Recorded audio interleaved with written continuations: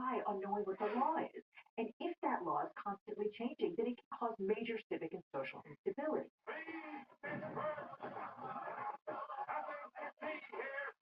But Donald Trump's election prompted a major sea change.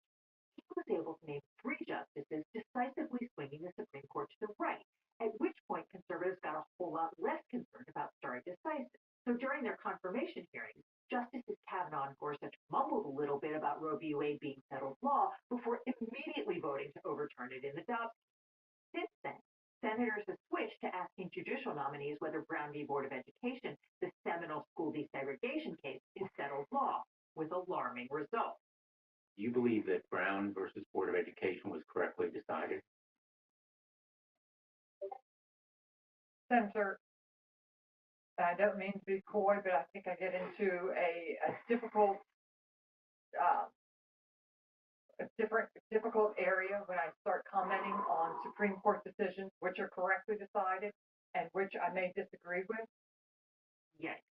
There is just no argument that Chevron was anything other than settled law. As Justice Kagan noted in her dissent, the doctrine has been applied in thousands of judicial decisions. It has become a part of the warp and woof of modern government, supporting regulatory efforts of all kinds, to name a few: keeping air and water clean, food and drugs safe, and financial markets honest. Overturning it requires total disregard for stare decisis and more than a wee smidge of judicial arrogance. Luckily, Justice Gorsuch was happy to oblige. In his 34-page concurrence, he praised the majority for its brave act of judicial humility in conceding that its own precedent was wrongly decided. Then he celebrated the tombstone on Chevron no one can miss, calling back to his own earlier writing, as all truly humble jurists do. Along the way, he rubbished the idea of stare decisis generally, noting that in the 18th century, common law judges did not, broadly speaking, afford overwhelming weight to any, quote, single precedent. And in ye olde England, a judge's decision might bind the parties to the case at hand, but none of that meant the judge had the power to make a law properly so called for society at large, or that only the king and parliament can do. The Chief Justice wasn't willing to go quite that far, but that's why he spent so much time talking about Marbury v. Madison and pre-Chevron practice, while claiming that Chevron was totally unworkable and forced judges to breakdance or whatever. Because if you say, well, this law was working fine for 4 decades, but we didn't like it, and now we have the votes to overturn it, so we did, it sounds kind of bad. Or as Justice Kagan put it, this court has avoided deferring under Chevron since 2016 because it has been preparing to overrule Chevron since around that time. That kind of self-help on the way to reversing precedent has become almost routine at this court. Stop applying a decision where one should, throw some gratuitous criticisms into a couple of pages, separate writings questioning the decision's premises, give the whole process a few years, and voila, you have a justification for overruling the decision. But Justice Kagan wasn't done pointing out the hypocrisy. She observed that the majority cannot destroy one doctrine of judicial humility without making a laughing stock of the second. That is, the majority was so excited to ditch the Chevron doctrine and substitute their own opinions for those of government experts that it trampled the doctrine of stare decisis and showed their whole herring to the world. She added that if opinions had titles, a good candidate for today's would be hubris square. In his holding, the Chief Justice went out of his way to minimize the chaos that this ruling will unleash. He offered assurances that all the previous decisions made based on Chevron doctrine are still good law, and the holdings of those cases that specific agency actions are lawful, including the Clean Air Act holding of Chevron itself, are still subject to statutory stare decisis, despite our change in interpretive methodology. It cannot be overstated what an earthquake this will be for administrative law. If the EPA wants to regulate industry to cut pollution, or the FDA wants to ban harmful additives, or the Labor Department wants to set standards for overtime rules, or the Federal Reserve wants to limit credit card swipe fees, all those things will be challenged. In fact, that last one is not a hypothetical. In a case called Corner Post Inc., the Federal Reserve Board of Governors decided on the last day of the term, the Supreme Court effectively abolished the statute of limitations for challenges to an administrative regulation. Previously, a rule had to be challenged within 6 years of its enactment. Now, a party has 6 years from when it began being harmed to sue, meaning that a bank can set up shop tomorrow and challenge a rule that has been in place for decades because its harm is brand new. And, as Vox's Ian Millhiser warns, Low for Bright makes the court, and ultimately the Supreme Court, responsible for resolving thousands of low-stakes policy questions, which often cannot be resolved simply by reading the law's naked text. The justices, in other words, can look forward to missing their children's basketball games, skipping out on date nights with their spouses, and not really doing much of anything at all besides deciding the crushing weight of cases that are about to land on their desk. Yeah, boo-hoo. A blog post by the Union of Concerned Scientists predicts that the end of Chevron will introduce a new level of difficulty into the regulatory process. Agencies like the EPA will need to try to anticipate every potential legal challenge alleging statutory ambiguity and prepare comprehensive justifications that can withstand unbounded judicial scrutiny. This could slow down the implementation of new regulations as agencies might take more time to ensure their rules can survive such legal challenges. Worse, agencies may decide not to even try, all of which is very bad for people who like clean air and drinkable water and overtime pay and capping fees lenders can charge consumers and hot dogs without too much rat hair in them, and a million other tiny decisions which were previously made by experts and will now be subject to challenge by industry lawyers responsible to shareholders and special interests and not answerable to voters. But on the plus side, Justice Gorsuch finally got that tombstone, so I guess it was worth it. Now, that was a great explanation, but I want to emphasize more about this 1-2 punch of Loper Bright and Corner Post. Because, frankly, Corner Post might be an even bigger deal than Loper Bright and the end of Chevron deference.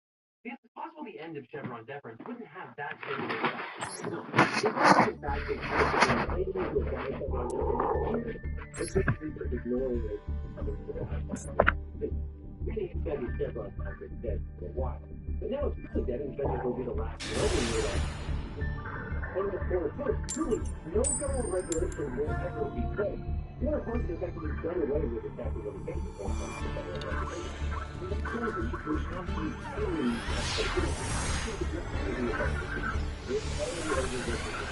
and now they're going to be interpreted in the official regulation.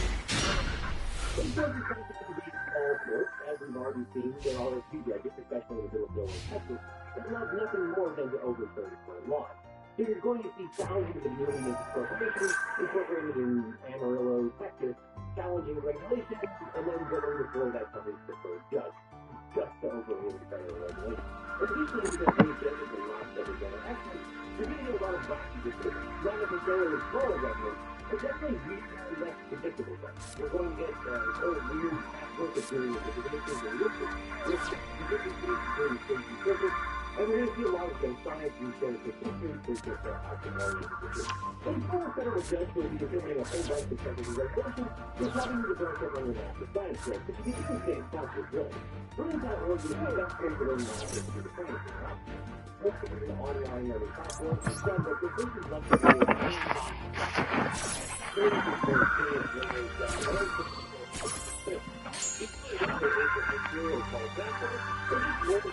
always really have to be prepared when you are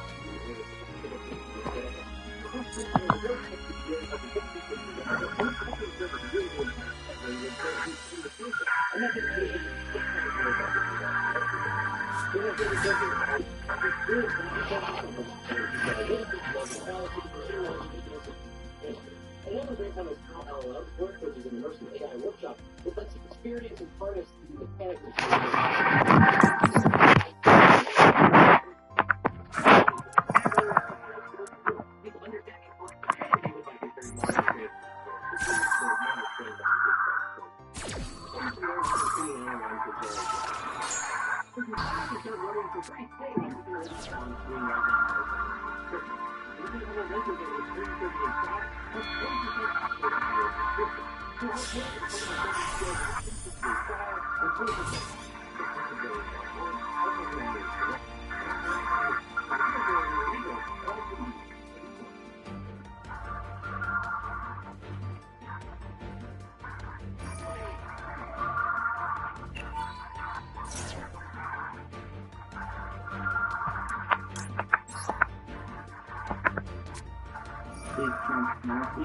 which I personally like as an investigator.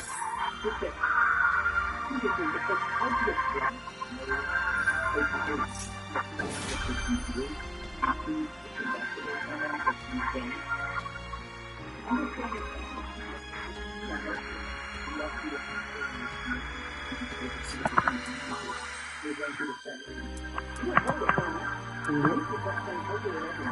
Oh, that's silly. Unfortunately, I don't like.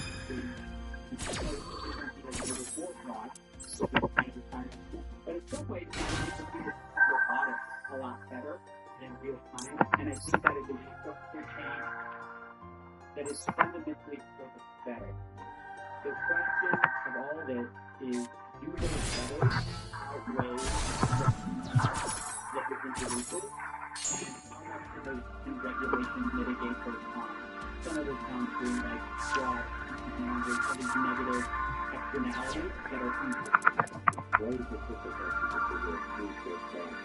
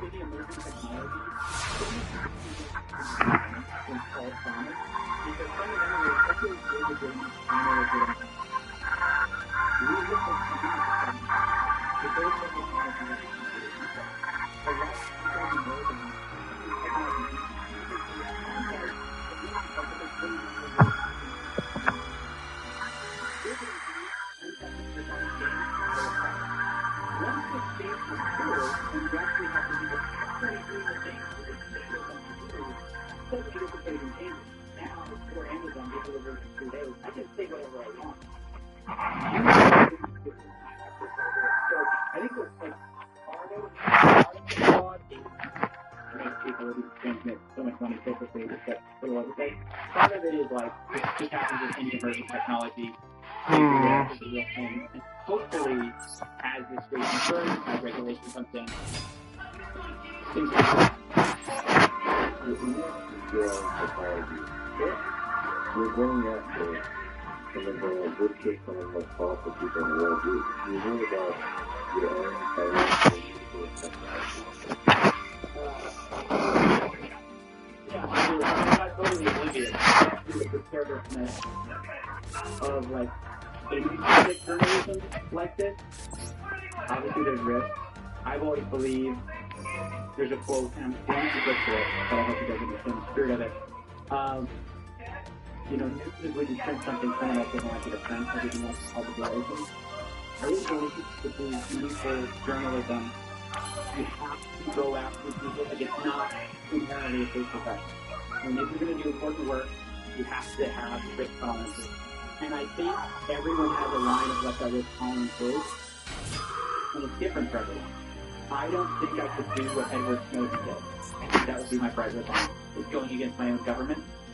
It's such a, in my opinion, I really see him as a hero. Like, it's such a selfless act of self-destruction. You know that the party you're going Oh, fuck. Well, no, I guess that doesn't matter. And you do it anyway out of the true, I don't know, platonic ideal of journalism. I think that's beautiful. I don't think I could do that. I think I need some ability to live and subsist in the society that I am in. And I think my bright red line would be like, if I'm forced to leave the country for my work, I think I'd finally have to say no.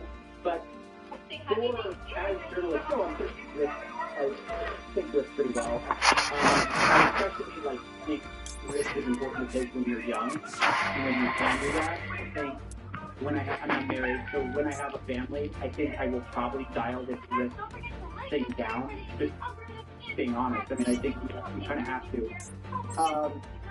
But right now, I'm kind of like running on all cylinders. I'm willing to take on quite a range of people, but I think a lot about it. You're stacking one sort of small pack, as opposed to having like a New York Times behind you or like a huge organization with boys and with a big team. These people are that crazy. This is the dirty truth. The bigger the organization, the more conservative a lot of them are.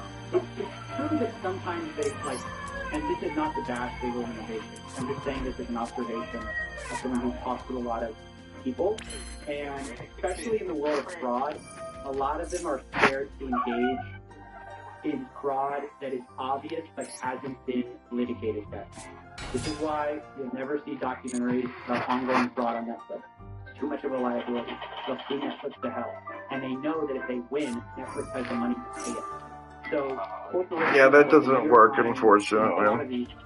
Some of them are very, they're as courageous as they can be, but the bottom line, if someone sues you to come back, and you have to pay out, and you're relying on liability insurance, which you're already paying what you asked for, to try to cover you if you get sued. And if you get sued, even if you win, that liability insurance might go to the price the next year. And for the New York Times, it goes up by a lot. So, I think there's work that independent journalists can do uniquely that they can actually think like in some ways more than a giant institution, which has a lot more in my things to lose, even though in the field they have more in terms of systems to it. You get, you can see stories these days. Yeah. You get updated of that. Sure. I mean, I just, things you have to be aware of and you forget to be. If you have to be, it's like just like snowboarding, like you realize you can hit your head, and so, yeah, cool. But in order to go do the flip or whatever, you have to just accept the risk, mitigate the risk as much as possible, and move on. So if you have, like insurance, like a pool of funds, do that kind of thing, it can become very detailed with how I spend my money basically all on production and like trying to make my life as secure as I can. And then I can the main episodes will kind of go to the studio, and then into that elaborate world. How many kids have to die to manufacture that studio? But anyway, that's my investigation for later. What keeps you mentally strong? It's just basic mental strength and psychological strength. I think it's just getting a lot of this. Some people were like actually like saying like they're going to shut my house or they're going to stop. I don't think I was that. I think I was pretty worried about that for a while. My wife was super expensive.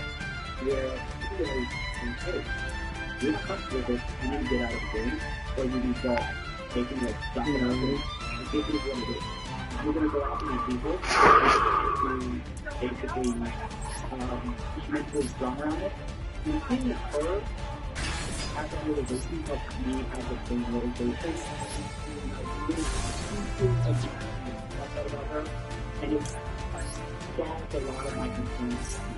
It just made me realize every profession has work. Here's what it is, and mitigate it.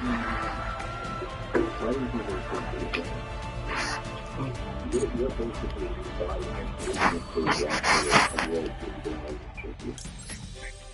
I think it's very serious. That's such an enormous compliment and probably overstatement. But I first want to pay respect.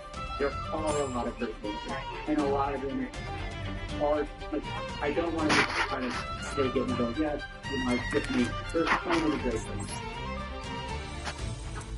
Nat Levine, Elton Piper, you've got anonymous journalists like Dirty Bubble, you've got citizen journalists like Tiffany Fong. But I think if you're going to be a mistake in the long term, you need to accept certain risks. And I think in the long term, it's like, I don't know how easy it is to play that game because you make if you break your nerve, you don't get paid a lot compared to what you get paid if you get press features and anything like that. There's a lot of risk, it's physical risk. It's just like incredibly annoying. It's not difficult. And I feel like a lot of people when they get notoriety is used to like the money security side of things. And I think they've got a lot of risk to do. And also, first of all, comfort of physical and mental well-being, and also being a lawyer to probably powerful people. You make enemies, rich and powerful enemies. Yeah. So that's why I make it. That's why that makes it. I mean, it's an interesting case study that you can bring more money to have. And I hope you keep doing it. It's interesting that this way. I'll say, I want to make a call. Like, I think society can create better journalists and worse journalists insofar as they distinct the journalists who are doing this. And I want to call out Edward Snowden specifically because those are the done they made a specific travesty. And the only thing that you can manage your logical human being is that you should never whistleblow anything like this stuff after looking into the discussion. So, as a society, we can put pressure on lawmakers to make it easier for people to do the great work by not punishing the people who do good work. Does that make sense? Or do this to you. Because we can't expect journalists to be martyrs to do great work. Right? This is important work. And part of that comes from protecting whistleblowers. Those are very common sense things. I love, like, it's great to heroicize, people like Edward Snowden and stuff like that. They shouldn't expect them to be heroes to do that work. You ever think about going, something again? You ever think about going after other centers of power? Government, politics. Politics seems to be can't do good work. Like everybody's doing good work in politics to some extent. From my limited perspective, I'm not that into it. It seems like everyone has to take a side. Because even if you do great work, whoever you expose it to other people, other workers are going to claim it's just for partisan activity, and they're thinking of the It seems like a lot of journalists have to take a slant, even if it's not explicit like diet. They have to take a slant into those votes. I hate that. I just really like a world where you could really expose both sides without having a constant alignment of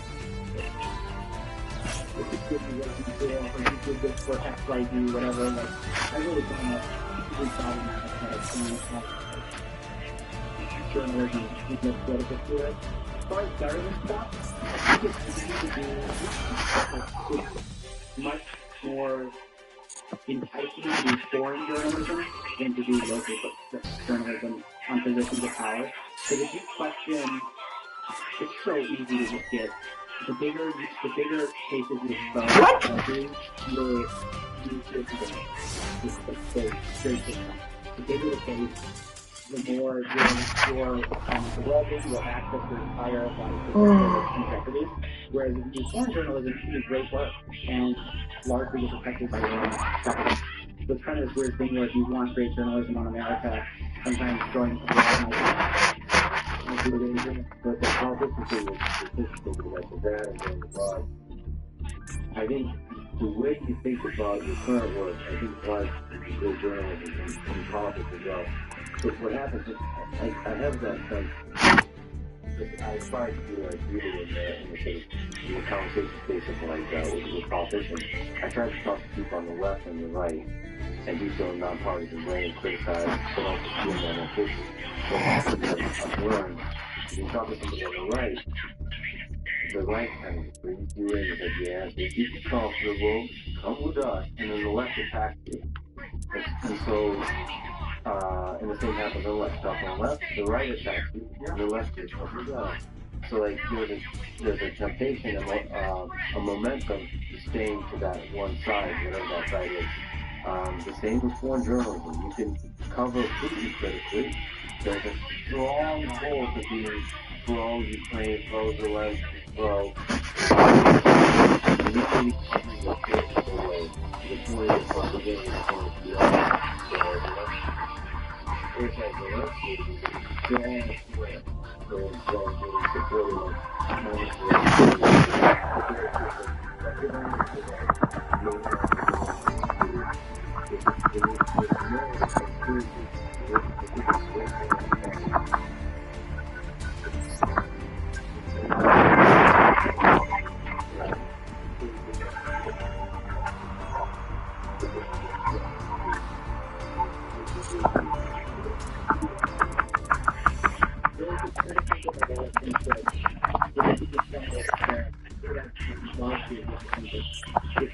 what about it, what about the left, what about the right, to when it's not a both side issue. So, in the case of, Russia, Ukraine, I'm strongly in favor of Ukraine. even though it's individual, like on both sides. And that might be partly because one of my employees is Ukrainian. And I think what a great journalist does, especially like in politics, is that it's good for the views that most of power, most of people they might appear to be like, let's say you're in the realm of Trump. A great journalist would criticize Trump, but that same journalist who held Trump's feet to the fire should be capable of holding Biden's feet to the fire 4 years later. Reviewing attacking any policymaker for the corruption for the flaws they have. Irrespective of like your political agenda or your political ideas. And that's what I mean about the war in Ukraine. There's several key players: NATO, Russia, Ukraine, China, India. I mean, there's several less important players. There's some of like Iran, like Israel, and maybe Africa.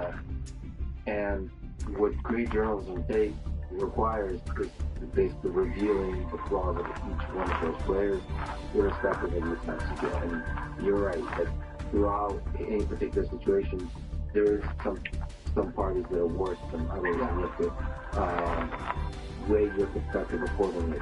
But it also requires you to be fearless in certain things. Like, for example, you need to know what expected to be doing to have them.